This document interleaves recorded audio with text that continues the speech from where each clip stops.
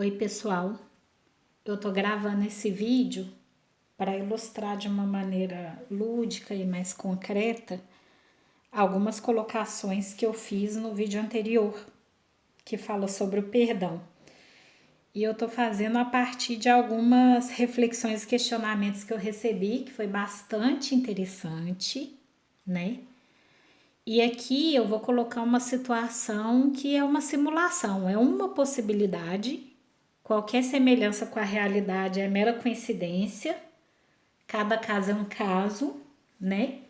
Isso não é verdade absoluta. Eu não tenho a pretensão de colocar verdade absoluta e nem fechar o assunto, porque é muito complexo.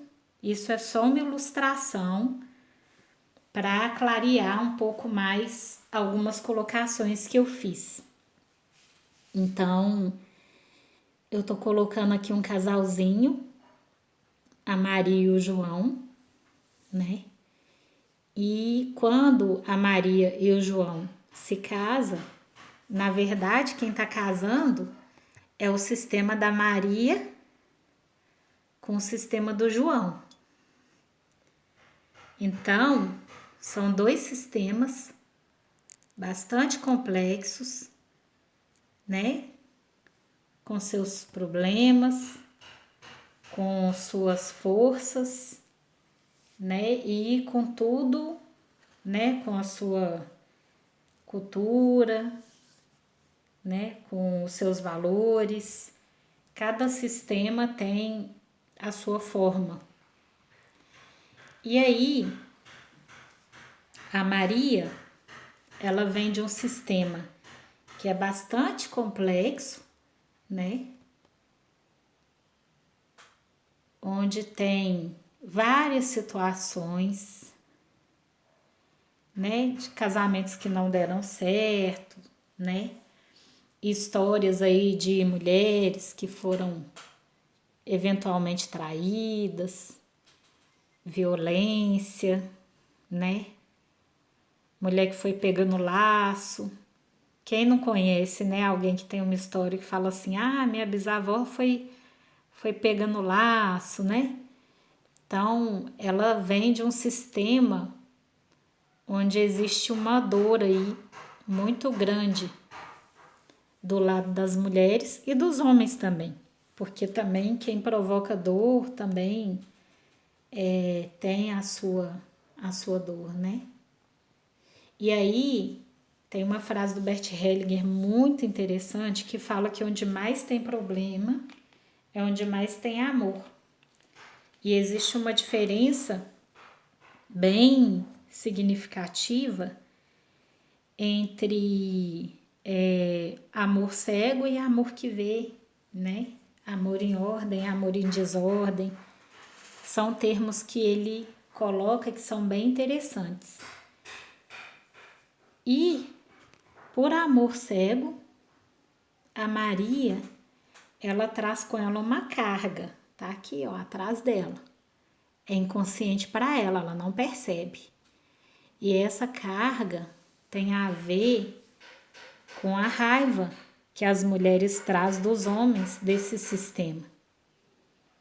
Isso é inconsciente para ela. E ela está no movimento do amor cego. E esse movimento do amor cego, inconscientemente, faz com que ela tenha uma postura interna como se ela estivesse dizendo para a mãe, para as mulheres do sistema dela, que por amor ela vai fazer justiça a todas essas mulheres, né? Nem que ela tenha que abrir mão da felicidade dela se vingando dos homens.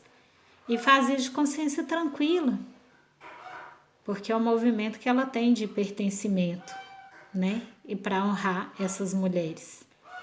Mas ela está no movimento de amor cego, que é esse amor que enxerga só o amor dela pelas mulheres do sistema dela e pelos homens também. Porque tudo que ela exclui, tudo que ela critica nesses homens, ela vai atrair. Ela vai fazer esse movimento de incluir esses homens, né? Isso é o movimento de amor cego. Qual que é o movimento de amor que vê? Ela entender que tanto as mulheres do sistema dela, a mãe, as vovós, né? As mulheres do sistema dela, quando escutam esse movimento que ela está fazendo, com certeza, se elas pudessem dizer algo em relação a isso, em resposta a isso, elas vão falar que não precisa ela abrir mão da felicidade delas, vingando a cada uma. Que o amor delas libera ela para ser feliz e viver a história dela, né? Esse é o amor que vê. Mas a Maria ainda está no movimento de amor cego. E aí o João também, ele também traz uma carga do sistema dele, né? Porque ele também vem de um sistema que é bastante complexo, né?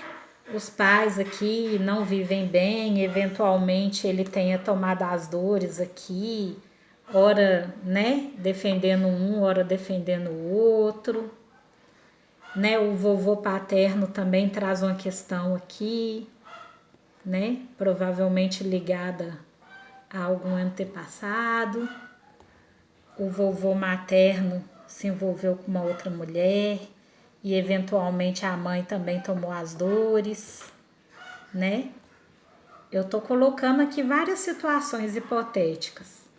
E aí o João, por amor cego, ele carrega a culpa dos homens desse sistema, como se ele estivesse falando que por amor ele carrega a culpa para tentar reparar alguma injustiça com relação a essas mulheres, né? Mas ao mesmo tempo, tudo que ele critica no pai, nos avós, ele também reproduz. Porque tudo aquilo que a gente exclui, tudo aquilo que a gente julga, tudo aquilo que a gente condena, a gente está fadado a repetir. Ou então atrair alguma situação que faz com que justamente aquela situação que é criticada seja repetida. Existe uma frase do Jung muito interessante que fala, né, que aquilo que a gente aceita nos transforma, aquilo que a gente rejeita nos domina. Então é mais ou menos isso, né? E que as situações elas vão se repetir tantas vezes quantas forem necessários até que o ser ele consiga entender o que aquela lição, aquele acontecimento tem para nos ensinar. Então tem o casalzinho aqui, o João e a Maria, e aí a Maria, ela traz a raiva das mulheres do sistema e ele traz a culpa dos homens do sistema. E aí esse casal vive uma situação conflituosa, né? Onde a Maria, ela tenta perdoar, relevar, desculpar, e aí ela vai ficando grande e eventualmente ela se alia a terceiros que vão tomar as dores dela, e normalmente esse terceiro pode ser uma filha do casal, e isso é a isca para que a situação se perpetue para as próximas gerações, né? E no movimento de amor cego, a forma como o Joãozinho tem de compensar é repetindo as situações, porque o amor dele olha para as mulheres do sistema dele. E aí ele continua repetindo as mesmas atitudes para continuar sustentando essa culpa, porque é uma forma de agressão dirigida a ele mesmo. É a forma que ele tem de, ao invés de fazer algo que aproxime dela, né? E que viabilize essa relação de casal, sem perceber, ele está fazendo algo que afasta. Mas por quê? Porque ele é errado e ele é acerta? Não. Porque por amor ele carrega a culpa dos homens. E ela também, por amor, carrega a raiva das mulheres. Então esse casal, ele vive numa compensação, numa tentativa de equilibrar. Mas é uma tentativa de equilibrar baseada no amor cego. E aí essa mulher, nesse movimento de tentar perdoar e tentar tirar a culpa das costas dele, como se ela tivesse esse poder, né? E não tem, porque isso é algo que vem, que tá bem além dela. Isso é algo que envolve dois sistemas, porque no sistema dela também existe a culpa dos homens. Então isso é algo muito maior que ela.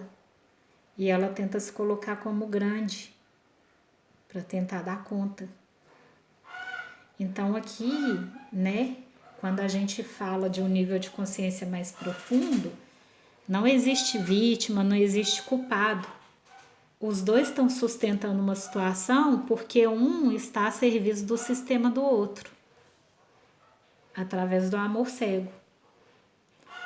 E aí, nesse movimento, o equilíbrio da relação fica cada vez mais precário, ele vai ficando cada vez menor. Aí eu tô colocando uma criança aqui para representar ele, até que chega num ponto que a ruptura é inevitável, né? Então, quando eu falo assim, será que a gente tem o poder de ir lá e desculpar, de ir lá e perdoar? Será que é tão simples assim, né? Será que no ato de perdoar e tentar passar uma borracha em cima do outro, a gente não tira a dignidade do outro, não diminui o outro, não coloca ele cada vez mais preso à dor do sistema dele, e ao mesmo tempo ela também se prende cada vez mais à dor do sistema dela, né? Então, qual que é talvez uma tentativa aí de solução? É cada um olhar para o seu sistema,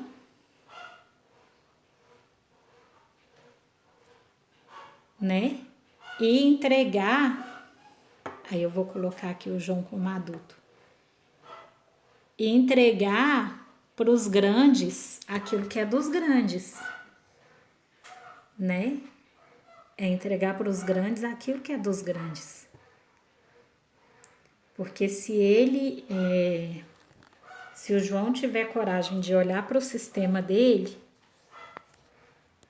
com muito respeito e muita reverência, sem julgamento, ele consegue deixar com os grandes aquilo que é dos grandes, ele consegue entrar no movimento do amor que vê, né?